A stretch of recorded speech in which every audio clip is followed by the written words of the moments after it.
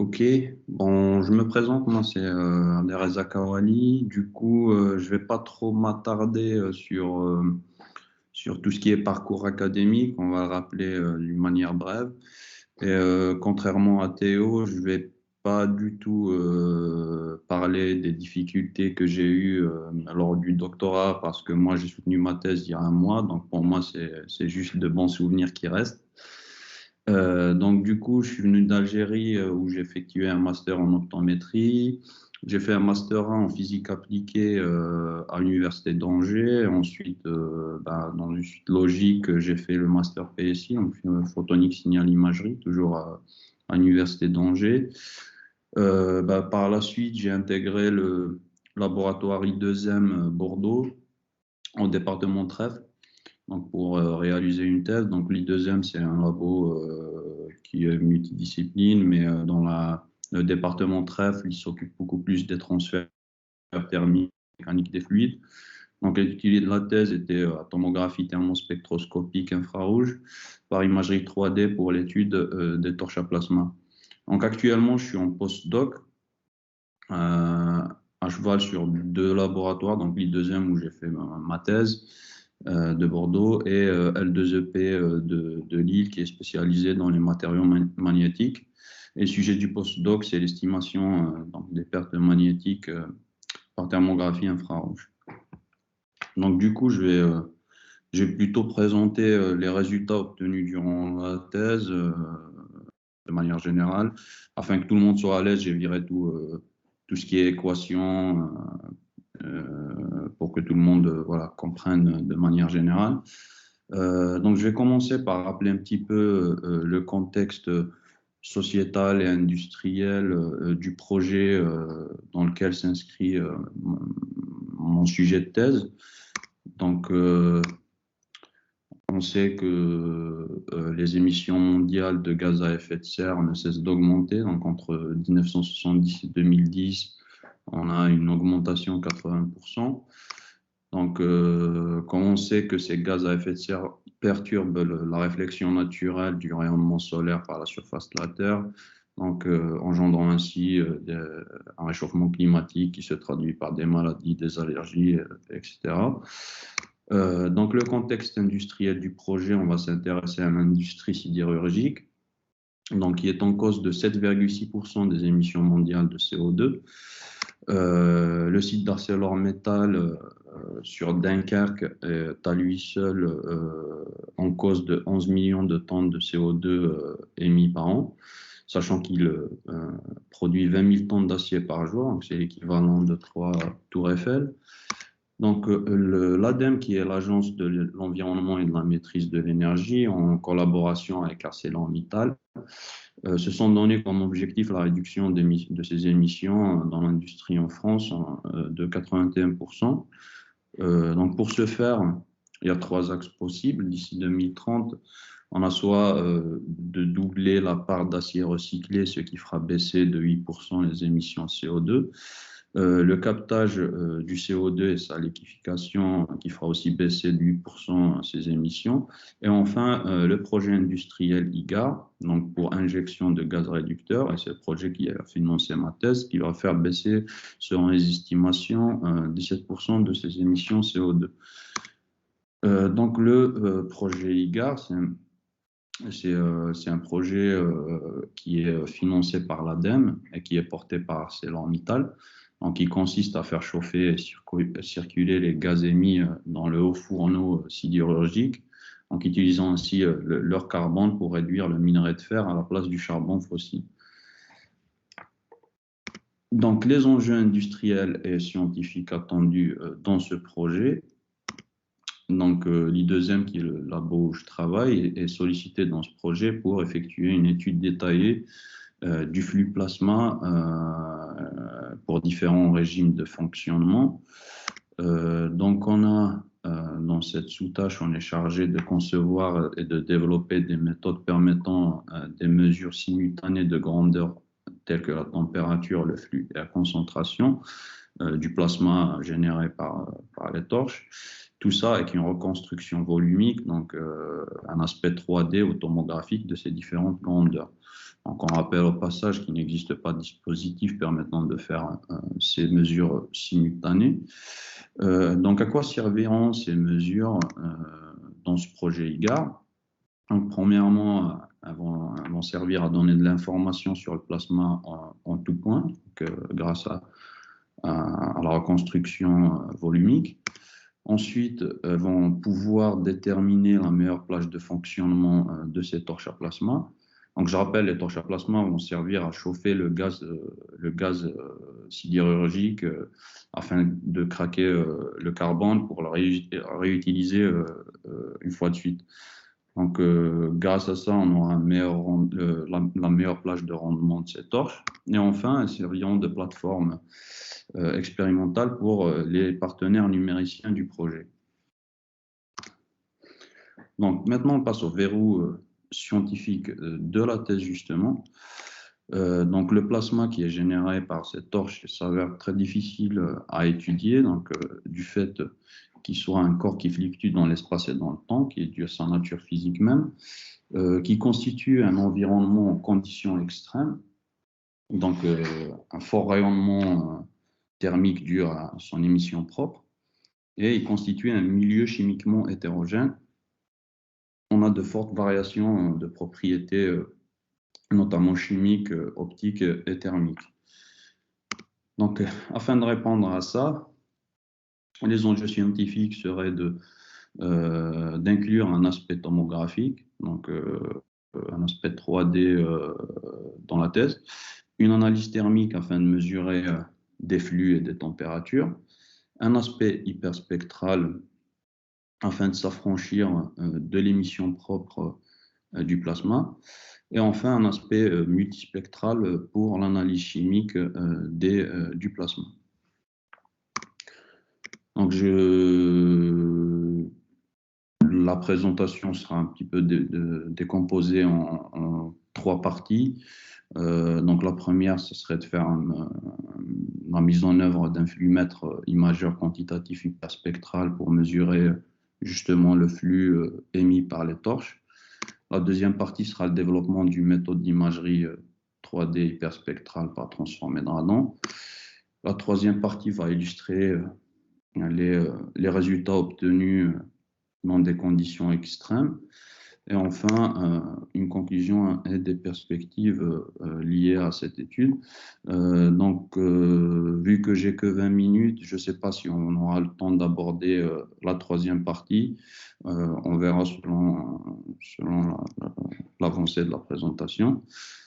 Donc, je vais commencer par la mise en œuvre du flux-mètre par thermoconversion. Donc, le principe de la thermoconversion, quand on a une source multispectrale qui excite un thermoconvertisseur, donc ce dernier, il absorbe le rayonnement et chauffe par effet photothermique. Ensuite, donc, il réémet des radiations dans la gamme infrarouge, rendant ainsi donc, la scène thermique visible par une caméra infrarouge. Donc, les avantages d'utiliser un tel thermoconvertisseur sont qu'il absorbe les ondes électromagnétiques dans une très très large gamme spectrale. Deuxièmement, il est similaire à un corps noir dans l'infrarouge, donc il a une émissivité proche de 1. Donc, la notion d'émissivité, on a les corps qui ne sont pas noirs, qui n'ont pas une émissivité proche de 1, donc va fausser la mesure de température dans l'infrarouge. Donc, afin d'avoir une mesure exacte, on s'assure qu'on ait un corps noir.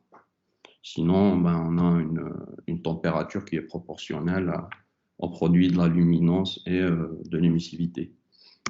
Ensuite, donc, on n'a plus à s'inquiéter de la limitation de la bande spectrale de la caméra infrarouge. Donc, dans notre cas, une caméra infrarouge, mais vous savez tous qu'on n'a pas des caméras hyperspectrales, elles ont tous une gamme spectrale où elles sont sensibles. L'inconvénient majeur, c'est qu'on a une diffusion thermique de la source dans le plan. Donc, on perd la forme de la source d'excitation. Donc maintenant, on passe justement à expliquer cette diffusion thermique de la source dans le plan afin de pouvoir effectivement retrouver la source d'excitation du départ.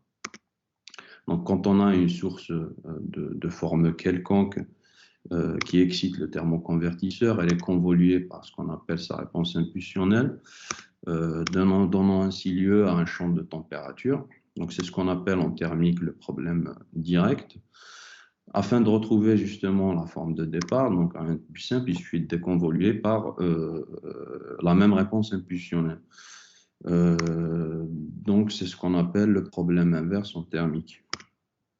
Donc les problèmes inverses en thermique sont connus pour être mal posés du fait qu'ils sont instables, donc il y a une nécessité à régulariser la solution afin de la stabiliser. Donc, afin de justement de déconvoluer et de retrouver la départ, il faut au préalable réaliser une modélisation du transfert de chaleur exact dans le thermoconvertisseur. Il faut connaître a priori les propriétés thermophysiques du thermoconvertisseur et enfin de contrôler l'environnement dans lequel se font les expériences. Donc, ces trois choses vont assurer l'aspect quantitatif du flux-mètre. Donc, comme je vous avais dit, je n'ai pas mis toutes les équations qui sont liées à la modélisation et à la méthode inverse utilisée, la régularisation. Donc, on va passer directement à la validation de ce flux-mètre après avoir effectué tout ça. Donc, on se propose de faire une validation sur une résistance de forme complexe qui est alimentée par un générateur, donc qui délivre une puissance de 333 mW par effet Joule. Donc, je vous montre ici une mesure obtenue par la caméra infrarouge. Donc, on voit que la source, elle diffuse vraiment très, très vite. Et on a le champ de température, le thermogramme, qui correspond à la diffusion de la température d'un pixel au cours du temps. Donc, en appliquant la méthode inverse qu'on a développée, on arrive effectivement à estimer la cartographie de la source. Donc, on construit effectivement très très bien la forme spatiale de la source, et pas que, parce que si on intègre la densité de puissance qu'on a estimée et qu'on multiplie par la surface d'un pixel, donc on retombe à une puissance de 331,5 milliwatts. Donc, c'est par rapport à la puissance théorique qui était de 333, donc on a une erreur de moins de 2%. Donc, on peut dire qu'on a validé la méthode de flux-métrie pour une reconstruction quantitative spatiale du flux. Donc, ensuite, on a appliqué ça pour différentes sources qui soient dans d'autres gammes spectrales. Ici, en l'occurrence, on a la source gigahertz, donc de longueur d'onde de 3 mm, et on reconstruit une puissance théorique de 404, une puissance de 404,8 par rapport à une puissance théorique de 400 mW. Donc, une autre application s'est portée sur une source radiofréquence, donc une longueur d'onde de 60 cm. Et on a effectivement aussi reconstruit la puissance de la source de la source dans cette longueur d'onde. Et je voudrais aussi mettre le point sur une autre application, c'est que si on place ce thermoconvertisseur à différents plans de la propagation de la source, on peut effectivement à chaque plan construire la forme et la densité de puissance de la source. Donc on peut dire qu'on part de l'imagerie 2D à de la pseudo-tomographie 3D, puisqu'on construit la propagation du faisceau dans l'espace. Donc, pour rebondir sur cet aspect un petit peu tomographique, on va passer à la deuxième étape de ma thèse, qui est le développement d'une méthode d'imagerie 3D hyperspectrale pour transformer d'ardent. Je vais vous expliquer ou je vais rappeler brièvement les méthodes de reconstruction tomographique qui existent dans la littérature. Donc, on a la tomographie 3D confocale, donc qui consiste à déplacer l'objet le long de la focale de notre capteur ou de notre caméra, de déconvoluer ensuite par la fonction de transfert du système et de reconstruire ainsi le volume de l'objet. La deuxième méthode la plus utilisée, c'est la tomographie 3D par transformé d'Ardan. Donc, où là, on a une rotation de la source et le détecteur autour de l'objet.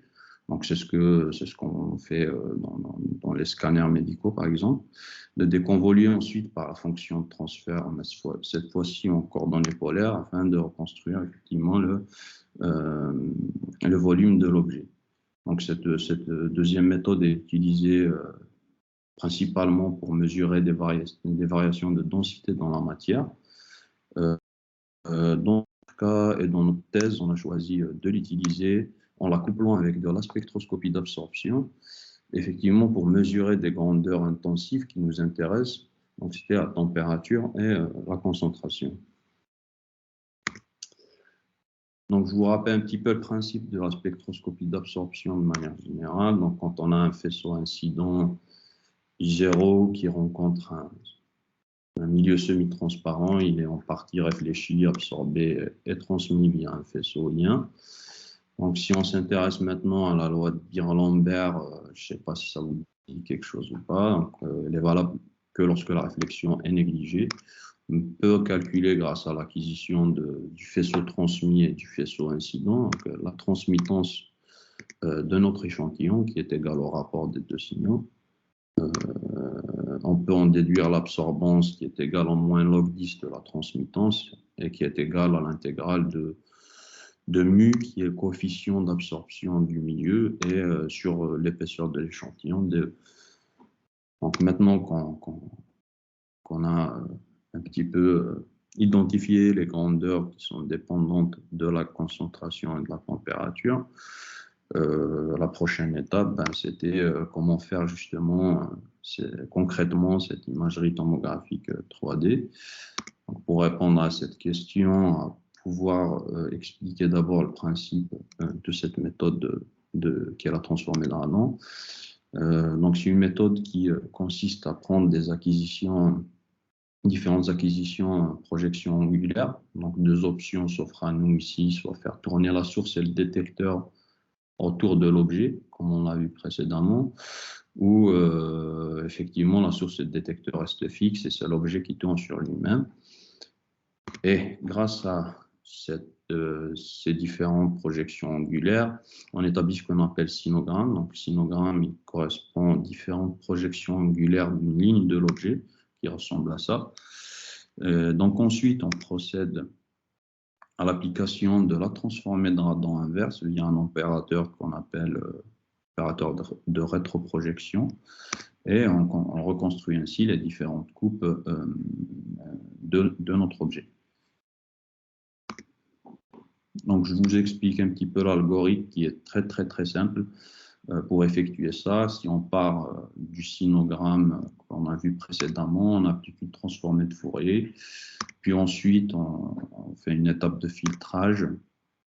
Donc, dans mon cas, j'ai choisi d'utiliser un filtre rampe afin de reconstruire en mieux les contours des objets. Et ensuite, on applique une transformée de Fourier inverse et en rétroprojection et on construit la coupe correspondante au sinogramme de départ. Donc, du coup, après avoir effectué effectivement tout ça, on a les grandeurs qui nous intéressaient. On a compris comment faire de l'imagerie 3D. Donc là, on s'est un petit peu attaqué au montage des dispositifs expérimentaux qui nous permettraient de faire de la spectroscopie d'absorption pour avoir accès à ces grandeurs intensives qui sont la température et la concentration. Donc, le premier dispositif était dédié principalement à la spectroscopie en exploitant effectivement l'aspect hyperspectral du thermoconvertisseur, vu qu'il absorbe les longueurs d'onde dans une très très large gamme spectrale. Donc dans ce cas, on a choisi d'utiliser un éclairage en flying spot ou en faisceau focalisé grâce à 2 miroirs galvanométriques et une lentille f-θ. Donc l'utilité de cet éclairage est d'apporter un maximum de signal sur le thermoconvertisseur. Donc on a placé l'échantillon sur une platine rotative motorisée, donc afin de prendre les différentes projections angulaires. Et enfin, la caméra infrarouge permet de faire les acquisitions de la scène thermique. Donc je vous montre comment on construit une image grâce aux lentilles f-θ. Donc c'est ce qu'on a comme film à enregistrer par la caméra thermique. Et ensuite, grâce à un traitement qui consiste à prendre le maximum de signal thermique acquis par chaque pixel, on construit effectivement l'image de l'objet original, donc en l'occurrence ici une fourche de serrage optique. Donc le deuxième dispositif est dédié pour faire de la thermospectroscopie infrarouge, c'est-à-dire de l'analyse thermique et spectroscopique à la fois des échantillons, vu qu'on a besoin et de la température et de la concentration des échantillons. Donc dans ce cas-là, on a utilisé un monochromateur. Donc un monochromateur, on a une source multispectrale et grâce à un réseau de diffraction, on arrive effectivement à séparer spectralement ce faisceau et d'émettre à chaque fois un faisceau monochromatique à la longueur d'onde d'intérêt. On a 2 miroirs paraboliques qui nous permettent d'agrandir le faisceau. L'échantillon est toujours placé sur une platine de rotation motorisée afin d'assurer les projections angulaires. Et enfin, la caméra infrarouge permet de faire les acquisitions. La différence ici, c'est qu'on n'a pas utilisé de thermoconvertisseur vu que la caméra est déjà sensible à la longueur d'onde de travail. Mais vous noterez qu'il y a une espèce de chopper ici, au point de pincement du faisceau entre les 2 miroirs paraboliques. Donc ce chopper, il nous permet, quand il est ouvert, de laisser passer le faisceau. Et là, la caméra va collecter et le signal thermique et spectral de l'échantillon. Et quand il est fermé, on n'a que le signal thermique ou l'émission propre de l'échantillon. C'est une méthode traditionnelle ici dans le labo qu'on appelle méthode à 10 images. Donc, il nous permet de faire de l'analyse thermique et spectroscopique, vu que si on soustrait les 2 images, on a accès à l'empreinte spectroscopique de notre échantillon. Donc, en l'occurrence, à la transmittance. Donc, on l'applique sur un objet de référence. Donc, un objet de référence, je veux dire par là que c'est un objet opaque qui ne laisse pas du tout passer la lumière.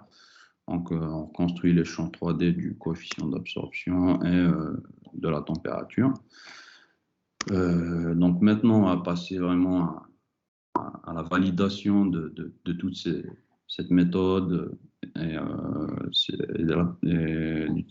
avec l'utilisation des différents dispositifs expérimentaux. Donc, on va commencer par une source visible proche infrarouge. On va à une longueur d'onde de 980 nanomètres. Donc, on a utilisé un échantillon qui est un flacon de gel hydroalcoolique.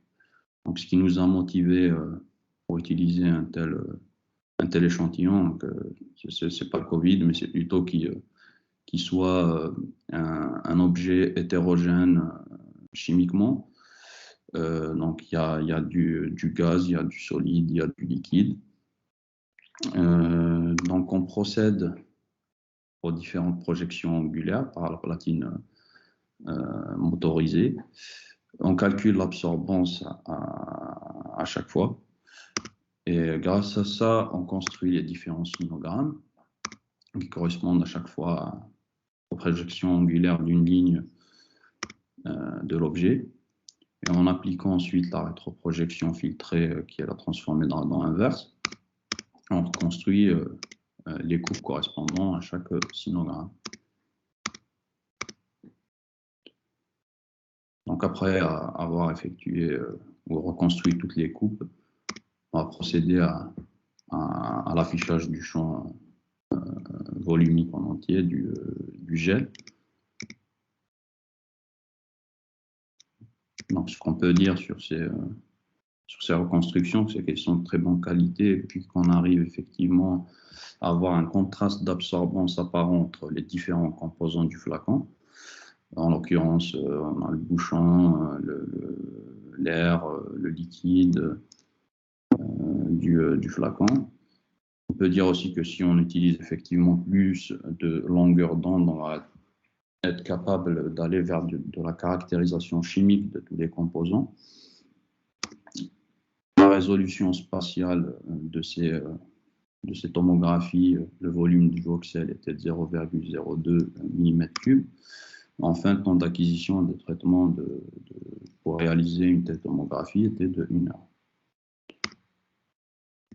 Donc après ça, on va aller vers une validation, mais dans une autre longueur d'onde, qui est avec le terahertz. Donc la longueur d'onde était de 3 mm. On reconstruit le même objet, le flacon du gel hydroalcoolique. Donc on peut voir effectivement que ici la qualité de résolution est inférieure visuellement que dans le cas du visible. C'est normal vu qu'on a une longueur d'onde qui est 3000 fois plus grande que dans le cas du visible. Donc le contraste d'absorbance est toujours apparent entre les différents composants du flacon. Pareil que précédemment, si on a plus de longueur d'onde, on va pouvoir faire de la caractérisation chimique de tous les composants avec de la spectroscopie terahertz.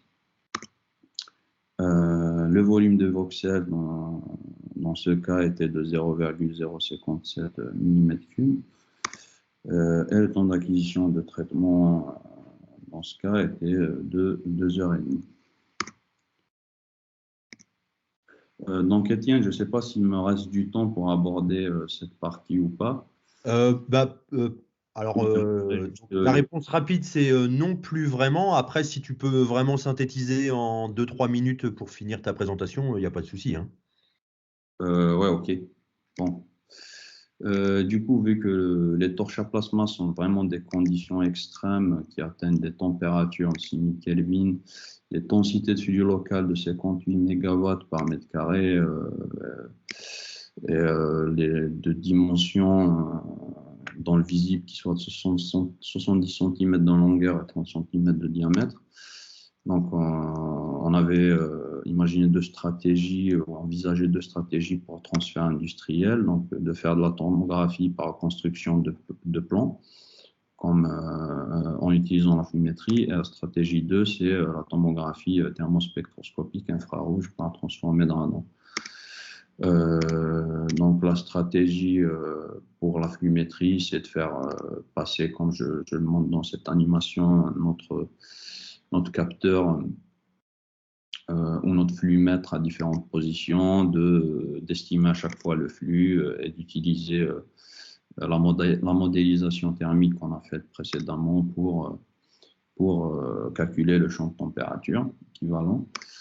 Donc du coup, pour simuler ça, on a utilisé un laser haute puissance de chez Alphanov, qui est l'Institut d'optique ici à Bordeaux. Je vais vous montrer juste le résultat, pas la peine de rentrer dans les détails. Donc on a reconstruit le faisceau gaussien qui a été délivré par le laser, qui atteint 15 MW par mètre carré, avec une erreur de moins de 5%. Ensuite, on a pu aussi, grâce à la modélisation, calculer le champ de température du modèle, le champ de température de notre flux-mètre, donc à ressenti notre flux-mètre. Donc ensuite, la stratégie 2 qui consistait à faire de la tomographie thermospectroscopique infrarouge pour la transformer dans radon. Donc on a pu appliquer ça ou simuler ces conditions extrêmes grâce à une flamme de microtorche. Donc la température elle est comprise entre 750 et 1600 Kelvin. On a émis plusieurs hypothèses liées au rayonnement thermique pour pouvoir justement calculer l'émissivité de la flamme et remonter à la température exacte de la flamme. Donc, grâce au chopper, on peut calculer la transmittance de la flamme, en déduire l'émissivité, de corriger l'émission propre de la flamme par l'émissivité pour avoir accès au champ de température exact. Donc ensuite, on passe à la reconstruction des champs 3D volumiques, donc grâce à la transformée de Radan. Donc on a pu reconstruire le champ d'émission propre et le champ du coefficient d'absorption pour l'analyse chimique de ces flammes. Donc voilà, en conclusion, ce que j'ai fait, c'est la réalisation de flux-mètres imageurs quantitatifs et hyperspectrales en conditions extrêmes. Ensuite, on a développé une méthode d'imagerie 3D hyperspectrale qui a été validée dans une gamme allant du visible jusqu'au terahertz. Et enfin, on a pu mettre en place une technique de tomographie 3D thermospectroscopique infrarouge pour la mesure simultanée de champs volumiques de température et de concentration. Voilà. Donc, si vous avez des questions, n'hésitez pas, je serai ravi de répondre.